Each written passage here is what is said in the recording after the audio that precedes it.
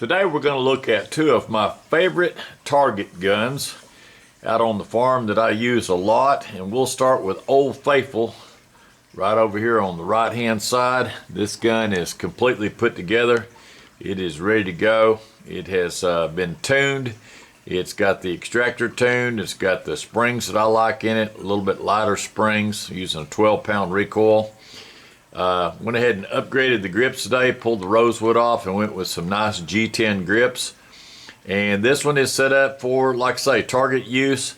It's got a very nice trigger in it. Trigger is set for 3 pounds and using a Wilson Combat 47D mag.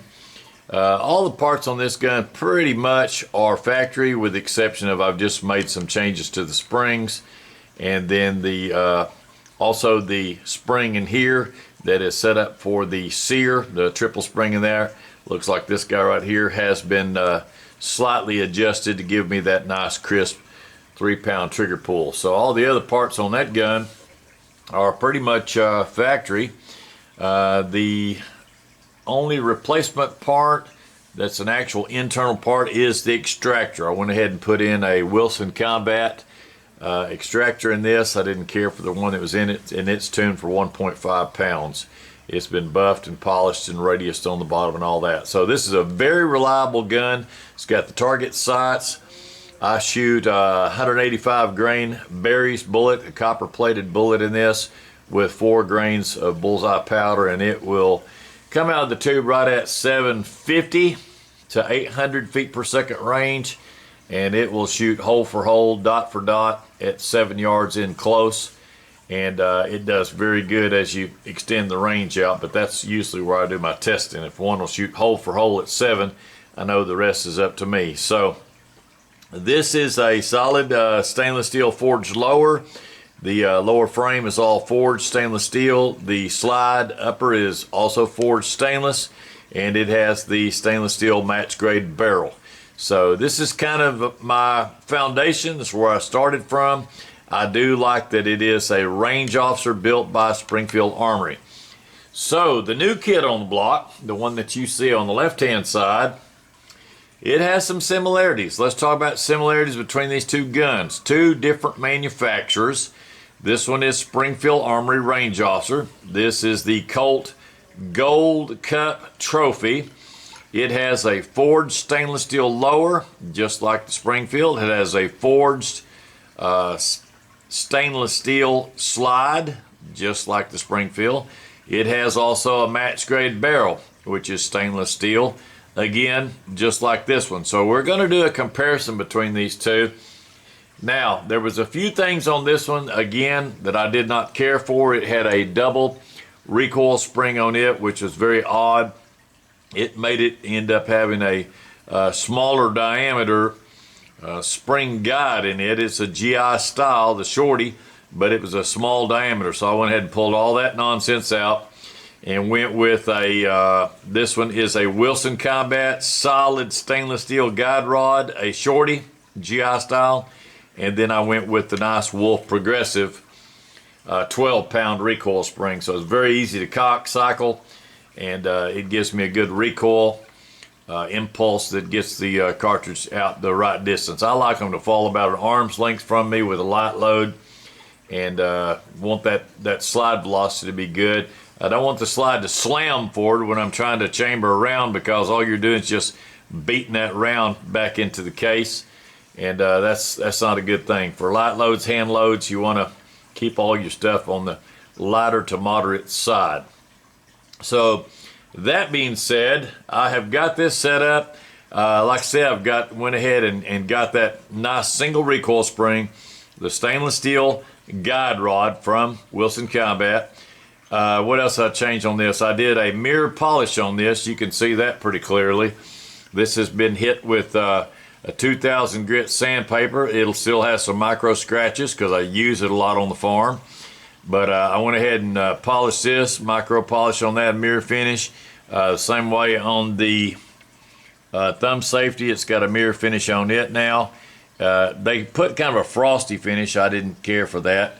Also, it had a plastic mainspring housing, so I have replaced that, and that is now a EGW mainspring housing. So that's a stainless steel. Got a little brown on it right now. That's just dirt. Needs to be cleaned up a little bit. But a good solid gun. But the thing with this gun that is the problem is it had a very heavy, crisp trigger.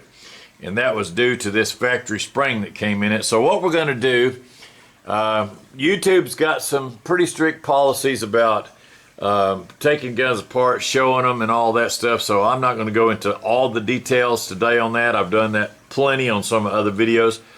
But what we're going to do is we're going to make a comparison. This is the spring, the one you see right here on the far left.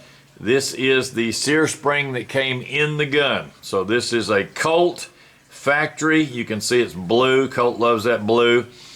It's a factory Colt spring. We're going to find out exactly what kind of trigger pull that we're going to get with this. This does the majority of your trigger pull on a 1911 is this nice sear spring.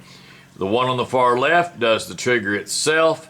The one in the middle does a little bit of take up on the trigger, and the one on the right is for your grip safety. That's all I want to say about that right now. We're going to find out. This one is going to be somewhere close to 6 pounds, and it's going to make that trigger really not a good trigger for target work. This one is made by Cylinder and Slide, and I wrote factory on there, meaning it has factory from them, no modifications whatsoever. And you can see that it looks very similar to this. And I've already put it in the gun, did a test on it, and it came out close to 5 pounds. And we'll do that today. It may change. We'll have a look at that. And then the one on your far right is exact same part. I bought a sack of these. These are about 10 bucks a piece. So $9.95 I think, about 10 bucks. So $20 for 2 of them. But on this one, I went ahead and tuned it. And this is approximately 3 pounds. I think I did a little bit more tuning on it. Since this is going to be a target style gun, you can go ahead and run a little bit lighter than that. You don't want to get much lighter. You know, you can go a 275, a 289, 290, somewhere just a touch under 3 if you're going to be using it for target. As soon as you want to use it for carry, you need to go ahead and increase that up to about 3.5 for the mid-scale, what I call the middle of the range for safety. And this factory spring here at 5 pounds would also work for carry. You get to make your own decision. That's the beauty of a 1911. You can set that trigger spring, the tension for it to whatever you feel comfortable, but I would advise very, very strongly against going below 3 pounds if you're going to carry the gun as your everyday carry. So for the sake of time, let me mention my holster real quick too. This is a Safariland holster. This particular holster will fit either one of these guns, and I have learned on these it's really good just to take some Armor All, give them a quick wipe down, and that's a special plastic. It keeps it in good shape. Either one of these guns will fit this well. So here's your range officer.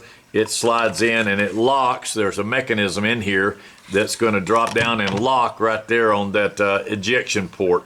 So you watch that go in, nice and clean, and you get to a certain point, you'll hear a click. Now, these do come lined with a suede, but I have found already that the suede has a tendency to collect down inside there. It'll collect a little bit of sand, a little bit of grit in that soft suede, and then you will scratch your gun.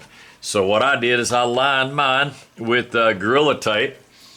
I know that's a little bit hillbilly-ish or maybe redneck-ish, but I don't care. It does what I want it to do. It makes the gun a little bit slicker going in and out instead of having the grippy suede. It keeps it a little bit smoother going in and out. It also makes the holster just a little bit tighter tolerance, maybe about 5 thousandths tighter on each side, so it's taking 10 thousandths of slop out. And it also, since it's a very slick finish, I can use my Armor All when I'm wiping down the holster. I can wipe down my Gorilla Tape and do a pass-through on one of the wipes and let it go ahead and drag any dust and dirt out of the interior of the holster. And then when I have a mirror finish gun that goes in and out of that holster, it stays as such. If you don't keep your mirror finish perfect, you want to keep it perfect, and you're just aggravated with the scratches on it, this is by far the best solution. You could just take this 2000 grit. It's about the same roughness on both sides of the paper, but you can put that right on the gun and just rub it along, get you a movie to watch and just rub that right along that, and it will, in no time, it'll take any little micro scratches off the finish, and you can make that go right back to a mirror finish. So what we're going to do today, it's going to take a little bit of time, and I don't want you to have to see every little step, but we're going to go put this one in it, and then we'll take the trigger gauge over here and measure, and we'll talk about the benefits and also some of the things I like and don't like about that. I'm not going to like a 6.5 pound trigger, I guarantee you that. For target work, I'm not going to like that. So this is going to be the factory. This is going to be kind of an indication that if you buy a Colt Gold Cup trophy, do not expect a nice, high-grade, crisp 3-pound trigger. It's not going to happen. So this will be our break time. I'm going to go ahead and you can see I've already got the parts out of this, and I'm going to drop this in and we'll have a look at it, make a measurement, and see how it comes out with a factory Colt Gold Cup trophy blue Colt spring. So here we go for the install. Be right back in a minute. Over and out for now. Okay, the nice factory sear spring is reinstalled on this Colt Gold Cup, and we're going to have a look at this, see how it works out. The gun has been checked empty several times. Here is today's gauge that we're going to use. This is a really nice, I like these, it's made by Wheeler. Real simple little gauge. It's got a reset point right here, so every time you click it, it's going to bring it out to whatever point. When it makes a break, it'll leave it right there, and you can just reset it by sliding down like that. So you can see the part that moves, this little black part moves, and that's what's going to set your gauge to wherever it breaks. When the trigger breaks, boom, it's going to let go, and it'll give you a reading. So let's take a look at this. Like I say, this is a factory. This is how these guns come out of the box. I want you to see this for your own viewing pleasure. Maybe you learn something about it. Let's see. Let me get this where you can see. You won't be able to see both items at the same time, but we'll start it off like this. So you see what I'm doing. Boy, that thing is shiny. Golly, that thing's shiny. All right, so we're going to latch it in there like this. I've got the grip safety made. Hammers to the rear. Safety's off. So let's have a go at it. And the first one, I'm going to let you see it. Just break it. And here is your reading. Let's take a look at that. I told you it's going to be close to 6 pounds. And sure enough, we are very close to 6 pounds. So that reading was pretty accurate. Let's do that again. I'm going to do that a few times. We'll get an exact reading. This time I'll make it where you can see the break. See if we can get this thing to focus. I know it will. And here we go. And it broke right at 6. So that's pretty close to what I thought it would be. That is a factory trigger using all factory parts. Nothing was changed on the sear spring. That is with a factory Colt Gold Cup sear spring, 6 pounds. Now for carry, that would be just fine. I wouldn't fault that. I'd say that's a good carry trigger, but please do not tell me that that is a Colt Gold Cup trophy ready to go to the range and compete on target day, because that ain't going to happen. 6 pounds is too heavy for that particular job. So now what we're going to do, beat the gun apart with this nice little punch. Punch that pin back out. Take that sear spring out. We're going to step it up to the next one, which is this one. Cylinder slide. This is factory, coming right out of the package. No change has been made. And we think it will drop it. It says it's a light. These are called light pull sear spring. Light pull sear spring for the 1911. It fits all the government models. So I like these because these are easier to tune. They're just a really good quality metal. The spring steel in them is real easy to tune. You can fold them a little bit by hand and just keep adjusting until you get it exactly like you want it. So here we're going to put this 5-pounder in there and have a look at it. Over and out for now. Okay, here we are back with the factory Colt, and we have taken the factory sear spring out. That's the blue one you see right there. That one's the one that produced 6 pounds of trigger pull. I hope that those that are not familiar with this gun will realize the only part that I'm changing is this piece right here. So I took this one out of the sack. It's not a magic trick, but pulled it out. It is now gone. And it is a factory spring. Nothing was done to it. This is for those customers, people, shooters that buy a gun and they want to change the spring out. They want it a little bit lighter. They don't like 6 pounds. They would like to have a 5 pound. All you would have to do is put this one part in the gun and it's going to drop your trigger pull. It should drop it about 1 pound, and your mileage may vary. So let's take a look at this. Gun has been checked empty. And we're going to go ahead and do a quick trigger pull on that by hand. Feels a little bit lighter, and let's put the gauge to it. I like this Colt Gold Cup. I was so partial to my Springfield Armory range officer, but this one's growing on me. It's going to be a big brother, little brother, maybe twin brothers. I don't know what to call them yet. So here we go with our trigger gauge. I'm going to make the first pull so you can see the gun only. And we'll record it. Let's see if I can do that without blinding you. And we have a break. And look at that. That's pretty decent. That's pretty decent. It did exactly what I expected to do. It broke at just a touch over 5. We don't care about 5.1. We're just going to call it 5. All right, here we go again. This time you get to see the gauge up close and personal. Here's the gun. Nothing up my sleeve. No tricks.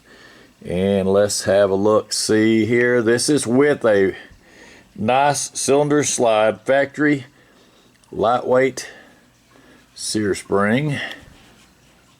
And look at that break. That's pretty accurate, man. Pretty accurate. On my package I wrote 5. That was my testing. Let's do it one more time just for fun. I like these cylinder and slide brand stuff because they're metal. They're spring steel. Here's the gun. Their spring steel is very high quality. I don't know what they do different from everybody else in the world, but I do know this. They are consistent. Look at that. 5 pound break again. That's pretty good. So now I say, okay, that would be good. That would be good for carry. But I want that thing to be tuned where I can use it as a target gun. Now, we're not talking about a carry gun now. Make sure you keep that straight in your mind. We're going to put this next one in here. Get my big old pointer. Keep everything straight. We're going to use this spring right here. Orange pointer on there. Let's see if there's one in the package. Look at that. There's a factory spring, except I have been in there tuning on it. I did a little bit of very careful bending, and I was shooting for 3 pounds or maybe slightly less. So let's take a look at this. I'm glad I bought 2 of these because that way I can do whatever I wanted to do with it. So be back in just a minute. Over and out for now. Okay, like magic, here we are back again. This time I have installed this particular spring. This is a nice cylinder slide. They call it a light pull sear spring. And it looks just like this, but this is the package it came out of. You can see nothing up my sleeve. Package is empty. This 5 pounder is back in his package where he belongs, and make sure he gets stored in a good safe place. So the gun is looking good. Have to do a little wipe down here on it. Looks like somebody has put a fingerprint. Oh my gosh, that is no good. So that beautiful mirror finish now, man, that thing is nice. We're going to give this a try. The gun's been checked empty. We want to check out this nice, supposedly right around a 3 pound trigger. So we'll see on this. Let's see this Colt Gold Cup now with my nice carry trigger.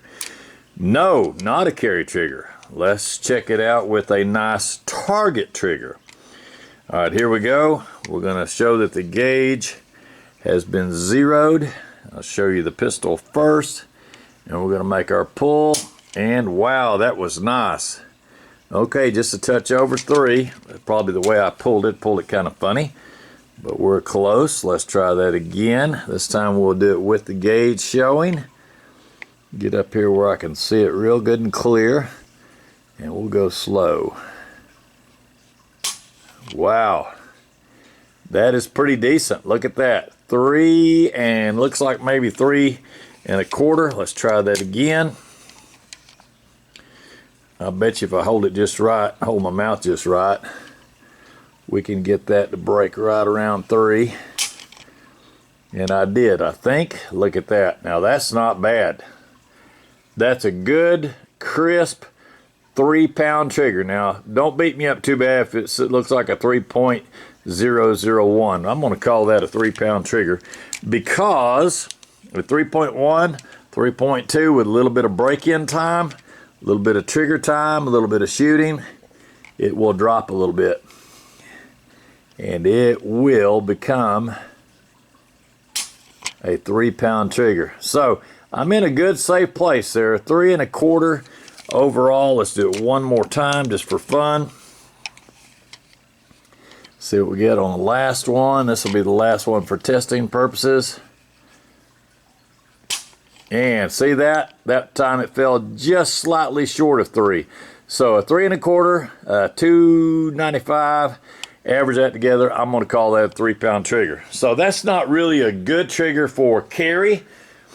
Maybe an advanced shooter that's really good with the gun and got good solid nerves could do that. But for the most part, that's going to be my target gun. Now, I'm going to tell you something I love about these.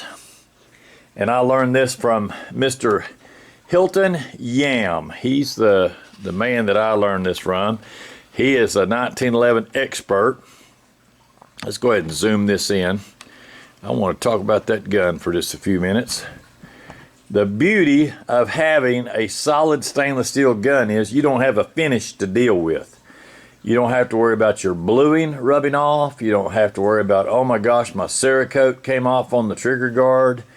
You don't have to worry about parkerizing. It has to be soaked with oil all the time to be effective.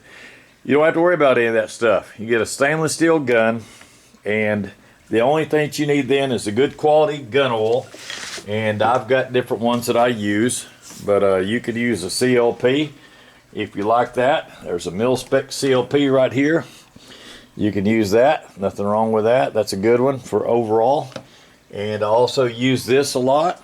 This is a old beat up can, FP10 CLP. That's a very good gun oil, just to put a coat of gun oil on it. And for my rails internally on the gun, I am really big on grease in a 1911. I treat it just like I would an M1 Grand, an M1A. Those rails run hard to get all the load on them. So this is made by Birchwood Casey. Please do not tell me that you should not use gun grease on a gun, because this is gun grease designed for a gun. And just a very thin coat of that on these rails, and it'll tighten your tolerance up and it'll make it run smooth like butter.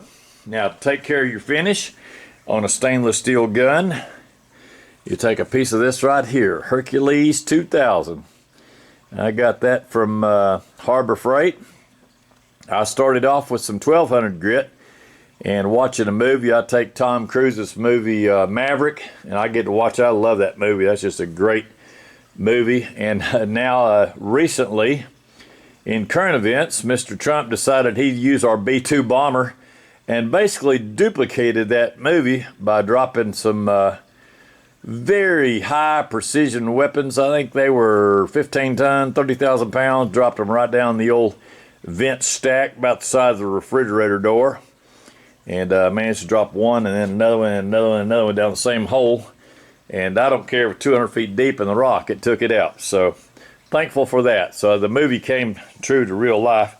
But I love using this 2000 grit, because if you get a little scratch on that gun from the holster, maybe you got a piece of sand got in your holster and it scratched it up a little bit, or just knocking around shooting it, you could just wipe this gun down. And I know some people get really nervous when they see sandpaper going on a gun. They go, oh gosh, you're sanding your gun. Well, this had kind of a brush finish when I bought it, and I'd already spoiled myself to the range officer. I had a mirror finish on it. So I pulled this slide off, got that Top Gun movie going, And I was real careful because I didn't want to get rid of my roll. This is a roll type of roll mark, and it's before CZ bought them out, and I feel very fortunate, very lucky to have bought this brand new, and because it has that deep roll mark. So what I do to make sure that I'm not getting in that roll mark is I just take my fingernail and pull that and make sure I can feel it good, and I still got plenty of roll mark left. So now you've got a nice mirror finish. That thing is nice, man. I like the Colt Gold Cup Trophy. That thing's nice. It's got the very nice adjustable rear sight. It's got the fiber optic front sight. And now with the trigger that's coming in right at $299, man, and it's got an over travel adjustment. But I've got this set for 1 pound. You get 1 pound of take up. Then you hit the wall, and then 2 more pounds. And that thing is crisp, man. I did not change any of the trigger parts. I'm pretty happy with them right now on this Colt Gold Cup. Man, that thing is crisp. Crisp. I mean, I'm surprised. Now I'm going to show you a little trick. This little trick for you. If you get a brand new factory gun and you pull the trigger and you feel just a little touch of grit, and then it breaks, I'm going to show you a way to fix that without even taking the gun apart. You ready? Here we go. How to get rid of that little bit of grit without taking it to a gunsmith and spending $200 or $300. Cock the hammer. Put your finger on the trigger. Take these other 2 fingers over here and get a hold of that hammer. I'm going to spread this out. I want you to be able to see exactly what I'm doing. That's a trick. Costs you nothing, but it works. It don't work on all of them, but it'll work on most of them. Get a hold of the hammer like that, okay? Lift up and go forward. Preload the hammer like you're trying to get it to fall, okay? When you're trying to get it to fall, be ready because your hand's going to jump. Pull the trigger. Oh, see, it went flying. It tried to hurt my finger, but I didn't let it. So I do it this way so you can see it a little bit better. I'm holding on the trigger. Make sure the gun's empty. Pull up on the hammer. What you're doing is you're making those 2 mating surfaces ride each other a little harder than normal. And by doing that, you can polish that edge, that little cut that's down inside that hammer. It's a rounded surface, but it's got a 90-degree cut on it. And you can do that a few times. Just a little bit of pressure. You don't pull 100 pounds, okay? Just a pound or 2 of pressure up, and then pull the trigger. And now, because I had a little bit of creep on this when I first got it. And now when I pull it, watch this. It just snaps. No creep at all. I mean, none, man. That thing is clean. It is clean as a whistle. Watch this. See if you had feel-o-vision, you could feel this. No creep. Just a good break. And breaking right at 3 pounds, $299, 301, 295, 299. Now, the next step you want to do, this is the last one on the way out the door, is if you ever get a fairly light trigger pull like that around the 3 pound range, you want to make sure you don't get hammer follow. So all you got to do is pull the trigger, hold the trigger down, and cycle your slide.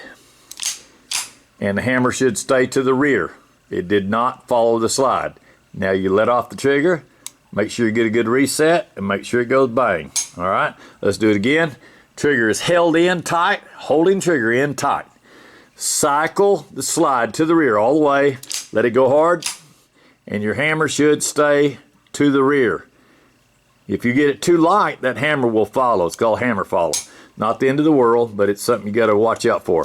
Hold the trigger again, solid, cycle the slide, make sure the hammer stays to the rear, let it go, listen for a reset, get a good reset, and then test.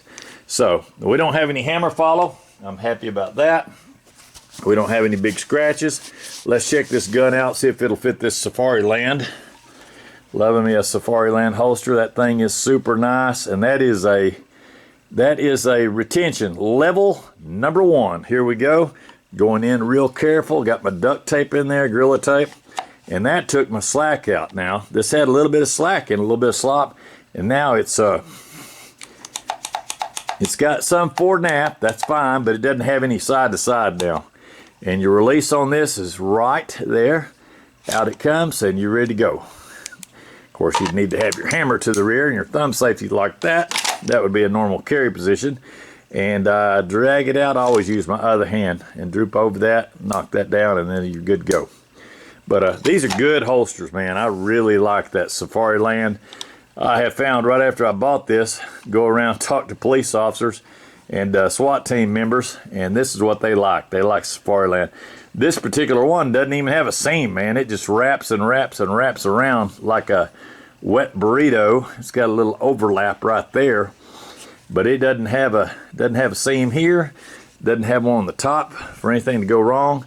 Your mechanism is in there. It's bolted in right there, and it's a plastic piece that goes across, and it rides down inside that, right on the inside of that, and even on the top of it. Just a block of plastic. Listen to this. Listen real careful. Hear that? It's just a little click. But boy, I mean, when it's in there, it's locked. That's a very good locking system. I like that a lot. So I hope that this was helpful to you for those that are thinking about having that good quality trigger, and you want to have one that's good for target use on the farm or on the range.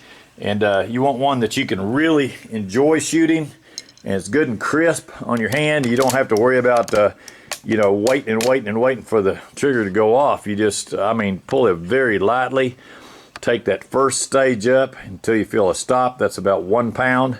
And these are very easy to tune, man. Not the factory one. I would not do that. That did not do well for me at all.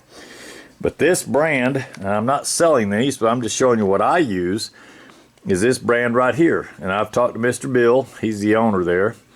And he's very helpful on a lot of things. But they've done an excellent job. The material that they put in these springs is very high quality. But these are really tunable, man. They are easy to tune. You can make a small adjustment. If you don't like it, you can make another one. You don't like it, make another one. And if you go a little too far, you can spring it back a little bit, and you can tune that spring and get it exactly like you want it for your trigger. So there is no sense in you having to spend fortunes going to a gunsmith.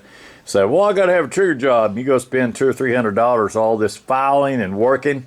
Most modern parts today are already cut to good tolerances, so it's just a matter of getting your sear spring the right one and getting it adjusted properly, and then you can really have a nice trigger on a 1911.